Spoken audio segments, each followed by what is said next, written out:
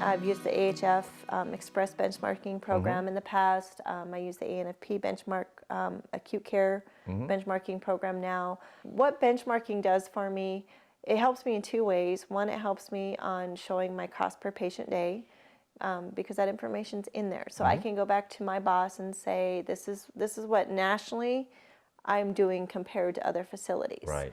And, you know, that's a way for him to hold me accountable as to where I should be.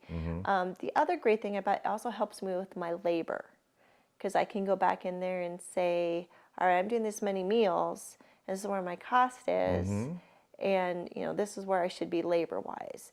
And so that helps me with those conversations.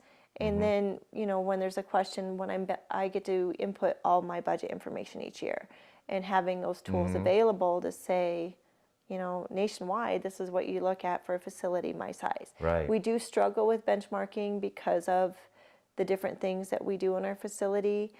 It does sometimes throw our numbers a little weird when we were doing like major caterers and those kind of things. I always fell out of parameters because my food cost is going to look weird because it's going to alter the cost on my patient day. So just taking those things into consideration and knowing how to navigate that makes a big difference. But the benchmarking, what it really does is it helps me go back to my boss and say, I'm meeting the national best practice. Right. This is what they say we should be at. This is what other facilities are doing, and this is where I'm at according to that number. You know, if I'm above it, what do I need to tweak? If I'm below it, you know, are we doing okay, or do we need to revisit to make sure, you know, we're not cutting corners somewhere?